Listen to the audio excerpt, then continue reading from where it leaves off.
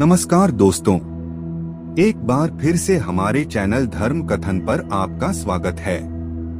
आपने महसूस किया होगा कि जो लोग अच्छे कर्म करते हैं वो परेशान रहते हैं, वहीं जो बुरे कर्म करते हैं वो खुशी से रह रहे होते हैं।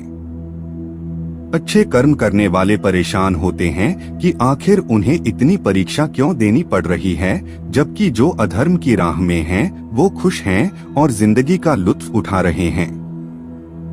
अगर आपके मन में भी ये सवाल आया है तो आज हम आपको इसका जवाब देंगे। ये जवाब वो है जो भगवत गीता में लिखा है और श्री कृष्ण ने अर्जुन को दिया था।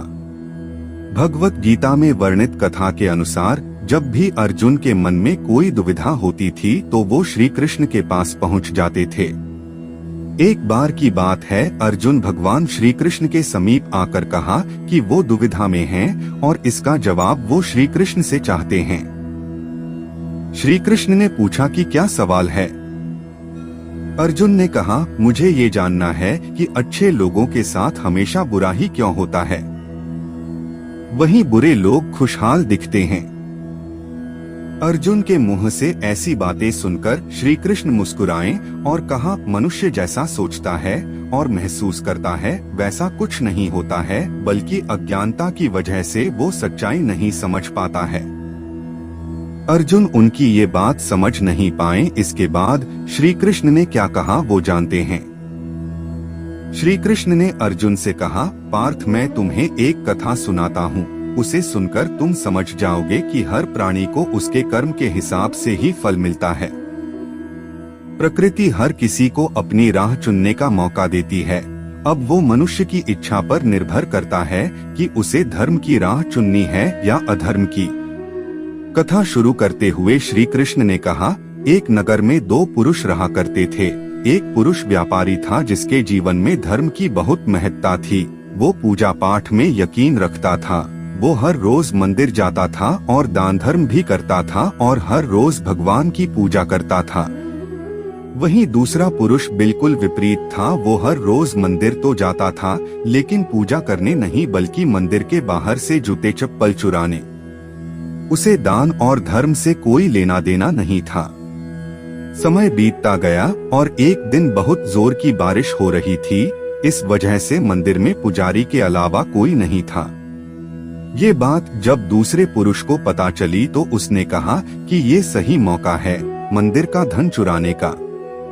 पंडित से नजर बचाकर उसने मंदिर का सारा धन चुरा लिया। उसी समय धर्म कर्म में विश्वास रखने वाला व्यक्ति भी मंदिर पहुंचा। दुर्भाग्य से मंदिर के पुजारी ने उसे ही चोर समझ लिया और चिल्लाने लगे। वहां लोग एकत्र हो गए और उसे बहुत मारा।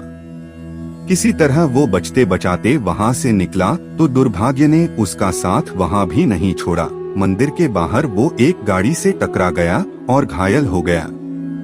फिर वो व्यापारी लंगड़ाते हुए घर जाने लगा तो रास्ते में उसकी मुलाकात उस पुरुष से हुई जिसने मंदिर से धन चुराया था।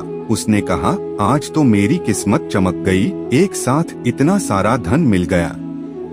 ये सब देखकर उसे बहुत बुरा लगा और उसने अपने घर से भगवान की सारी तस्वीरें निकाल दी।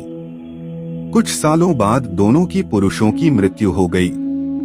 मरने के बाद जब दोनों यमराज की सभा में पहुंचे और भले पुरुष ने दूसरे व्यक्ति को देखा तो उसे बहुत गुस्सा आया। उसने क्रोधित होकर यमराज से पूछ ही लिया, मैं तो हमेशा अच्छे कर्म करता था, दान में विश्वास रखता था, उसके बदले जीवन भर मुझे अपमान और दर्द ही मिला और इस व्यक्ति को नोटों से भरी पोटली। आखिर ऐसा भेदभाव क्यों? इस पर यमराज ने कहा, पुत्र, तुम गलत समझ रहे हो। जिस दिन तुम्हारी गाड़ी से टक्कर हुई थी वो दिन तुम्हारे जीवन का आखिरी दिन था, परंतु तुम्हारे अच्छे कर्मों की वजह से तुम्हारी मौत सिर्फ एक छोटी से चोट में बदल गई। तुम इस दुष्ट व्यक्ति के बारे में जानना चाहते हो। दरअसल इसके भाग्य में राजयोग था, मगर इसके कुकर्मों और अधर्म की वजह से वो सिर्फ एक छोटी सी धन की पोटली में बदल गया। कथा सुनाने के बाद श्री कृष्ण अर्जुन से कहते हैं, पार्थ, क्या अब तुम्हें तुम्हारे सवाल का जवाब मिल गया? ऐसा सोचना कि भगवान तुम्हारे कर्मों को नजरअंदाज कर रहे हैं, ये बिल्कुल भी सत्य नहीं है। भगवान हमें कब क्या किस रूप में दे रहा है मनुष्य को समझ में नहीं आता है। मगर आप अच्छे कर्म करते रहें तो भगवान की कृपा हमेशा बनी रहती है। इसलिए अपने अच्छे कर्मों को बदलना नहीं चाहिए, क्योंकि उसका फल हमें इसी जीवन में मिलता है। इसलिए मनुष्य का फर्ज है कि वो हमेशा अच्छे कर्म करते रहें, क्योंकि श्री कृष्ण ने गीता में भी बताया है कि किसी के द्वारा किया गया कर्म बेकार नहीं जाता है, चाहे वो अच्छा हो या बुरा। तो दोस्तों, आपको यह वीडियो कैसा लगा? उम्मीद है कि आपको वीडियो पसंद आया होगा।